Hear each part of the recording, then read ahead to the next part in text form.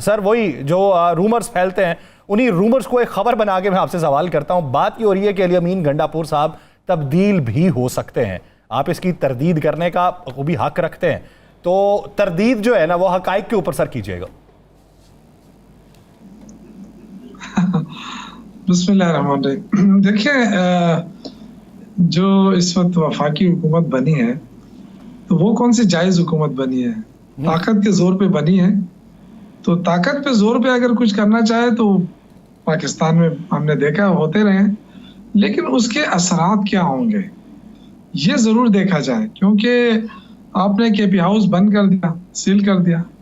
पहले आपने KP house पे दावा बोला, शीशे तोड़े, वो लोगों के अंदर ये चीजें चुभ रही हैं।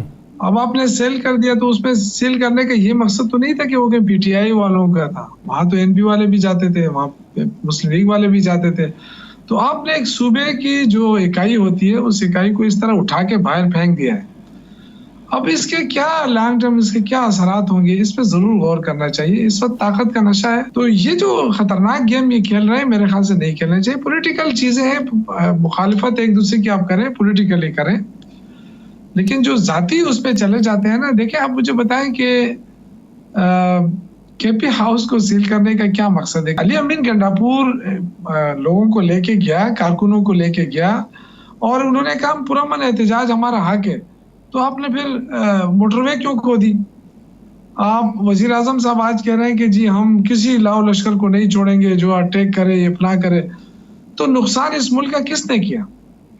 मोटरवे खोदने का क्या मकसद है? शौकत यूसुफ जी साहब, ये तो बताइएगा कि कुछ लोगों की राय ये है कि इस सारे सिनेरियो के बाद अब तहरीक इंसाफ में दमखम नहीं है और तहरीक इंसाफ अब बिल्कुल ख़त्म हो गई है। ये दावा है हुकूमती हलकों का, आप इस पे क्या कहते हैं?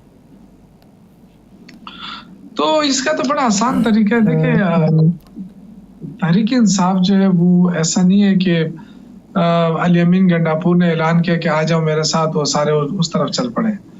ये कॉल दी है इमरान खान ने। लोग इमरान खान के साथ है। आपको पता है, ये कहा गया कि जी निशान नहीं मिलेगा तो फिर ये लोग नहीं जीत सकते।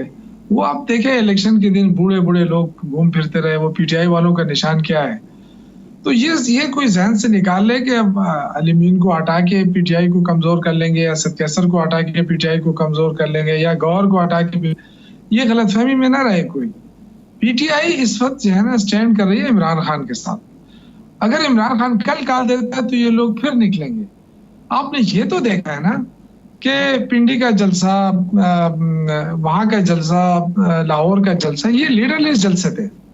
इसमें देखा ना, इमरान खान तो नहीं था, लेकिन कितनी बड़ी तादाद में लोग आए। ये जलसा पॉपुलैरिटी दिखाती है। अगर ये समझते हैं कि जी पीटीआई की पॉपुलैरिटी खत्म हो गई तो दो जगह मुख्तस कर दें, इनके लीडर आए, हमारे सिर्फ वर्कर आए।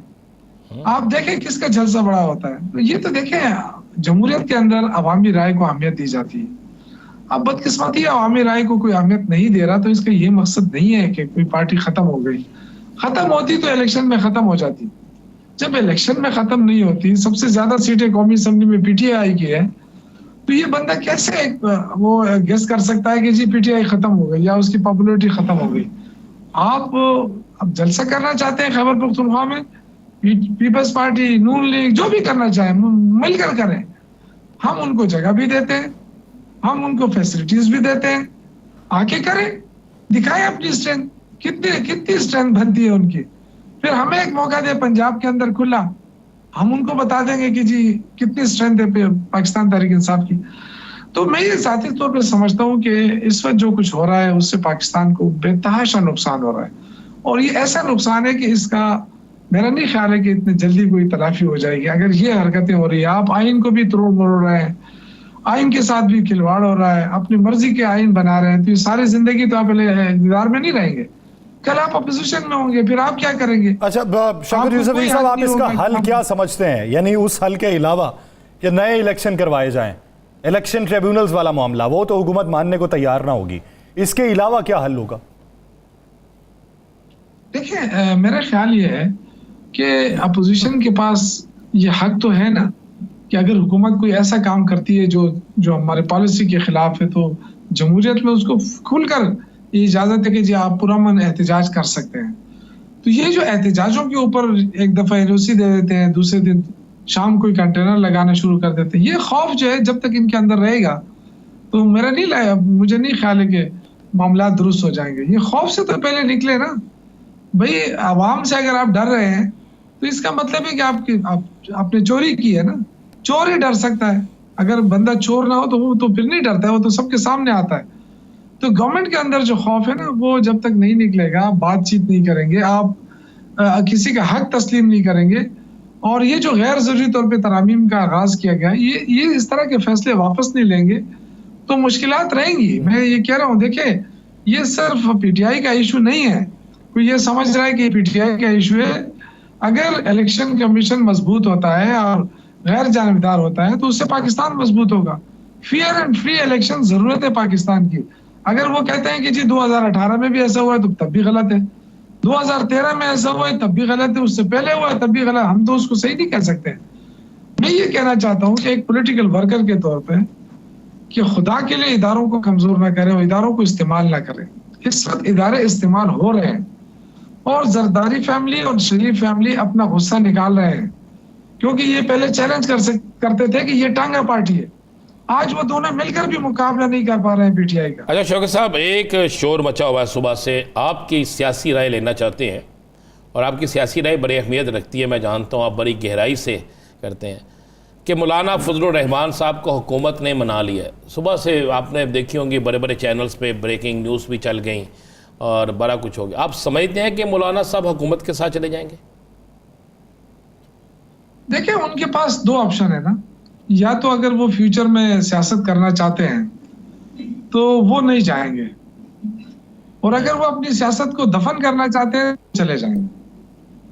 और इस तरह माजी में आप देखें कि पीडीएम के साथ जब ये चले हैं तो इनको इतना नुकसान हुआ है कि इनकी जो थोड़ी बहुत अक्सरियत थी खैबर पख्तूनख्वा में वो भी खत्म हो गई। और अगर ये दोबारा वहां जाएंगे तो मेरा नहीं ख्याल है कि जो गिनी चुनी सीटें लिए फिर तो कोई बलूचिस्तान से भी सीट नहीं देगा। नहीं, आपका ख्याल क्या है? आपके पास इंफॉर्मेशन क्या है? चलें ये इंफॉर्मेशन क्या है, कुछ तय हो रहा है नहीं हो रहा? देखिए मौलाना फजलुर रहमान साहब आपको पता है कि अनप्रेडिक्टेबल वो है, और हमेशा से यही होता रहा है कि वो एक चीज पे वो कह देते हैं ऐसा नहीं होता है, लेकिन फिर जब कोई चीजें ऑफर हो जाती हैं तो वो अक्सर मान भी लेते हैं। तो इस दफा तो हमें पूरी उम्मीद है कि वो इस तरह नहीं करेंगे, क्योंकि उनका सिर्फ जात का मसला नहीं है, उनकी पार्टी का मसला भी है। ये मैं आपको बताऊं कि एक बहुत ही मतलब सीनियर उनके पार्टी का बंदा था, वो जब मेरे से गुफ्तगू कर रहा था और वैसे मजाक में हम लगे थे, तो उसने कहा कि आपको पता है कि मौलाना फजलुर रहमान साहब क्यों मान गए कि वो तारिक इंसाफ के साथ इस वक्त टसल नहीं लेना चाहते? तो मैंने कहा बताएं। तो उन्होंने कहा कि हमारी अपनी जो शूरा की मीटिंग थी, उस मीटिंग में अक्सरियती लोगों ने कहा कि मौलाना साहब आप इमरान खान की मुखालफत छोड़ दें, वरना हमारे जो अपने यंगस्टर्स हैं अपने घरों में वो भी आपको वोट नहीं कर रहे हैं, वो भी चुपके से इमरान को वोट कर रहे हैं। तो ये हमारे जो हर साल अक्सरियत आ रही है जवानों की, तो वो तो इमरान खान की अक्सरियत आ रही है। उसमें अगर हम इमरान खान के खिलाफ बात करेंगे तो वो हम बहुत पीछे रह जाएंगे। तो उसकी बुनियाद पे ये फैसला हुआ कि आज के बाद इमरान खान के खिलाफ वो कोई ऐसी लूज गुफ्तगू नहीं होगी। तो हमने भी करना छोड़ दिया, क्योंकि ये तो सियासी बातें हैं। तो ये मेरे ख्याल से अच्छी बात थी कि इश्यूज के ऊपर अगर वो स्टैंड लेते हैं तो उनका अपना कद बढ़ेगा, और अगर वो इश्यूज के ऊपर स्टैंड नहीं लेंगे तो अब इतना शऊर आ गया है लोगों के अंदर कि 2 मिनट के अंदर वो फारिग हो जाएंगे। ये मैं आपको हकीकत बता रहा हूँ। ठीक है कि उनको वजारतें भी मिल जाएंगी, लेकिन इस तरह वजारतें होंगी कि आप दुनिया में कहीं भी जाएं, आप किसी रेस्टोरेंट में जाके खाना नहीं खा सकेंगे, आप किसी मार्केट में जाके खरीदारी नहीं कर सकेंगे, कई लोगों में खड़े नहीं हो सकेंगे। तो ये मुझे ये जरूर है कि मौलाना साहब कम अज कम मैं उनको ये समझता हूँ कि वो इस वक्त इतना बड़ा गलत फैसला नहीं करेंगे, क्योंकि ये मैं नहीं समझता कि कोई अच्छा फैसला होगा। ये जो अमेंडमेंट आ रही है ये पाकिस्तान के खिलाफ अमेंडमेंट है, ये किसी जात के खिलाफ नहीं है। हमारी तो अब आज हम अपोजिशन में, कल इंशाल्लाह हुकूमत में होंगे, तो ये फिर क्या होगा? कोई अपोजिशन जो है वो फिर ना कोई जलसा कर सकेगी ना जुलूस।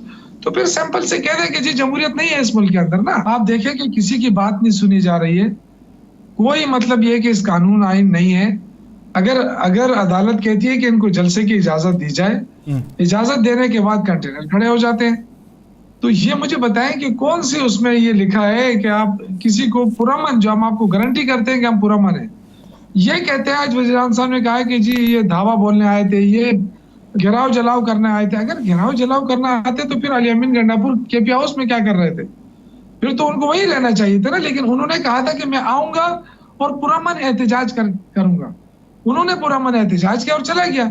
शायद वफाकी हुकूमत में कुछ लोगों को ये बुरा लगा कि ये पुरअमन होके क्यों गए, इनका टकराव क्यों नहीं हुआ है जो वहां उन्होंने अरेंजेस खड़े किए थे। तो देखिए ये हम एक बहुत बड़ी साजिश नाकाम हुई है। हम तो नहीं चाहते थे कि अपने भाइयों से लड़े, हम क्यों लड़े? फौज हमारी फौज है और ये दूसरों के कंधों पे रख के बंदूक लड़ना चाहते हैं। तो यार या तो आप पॉलिटिकल लोग हैं, मुकाबला करें सियासी मैदान में। सियासी मैदान में तो सियासी तौर पे मैदान मुकाबला करना चाहिए और सियासी मैदान में ये मुकाबला नहीं कर पा रहे तो इस तरह की लेके आ रहे हैं। बहुत शुक्रिया।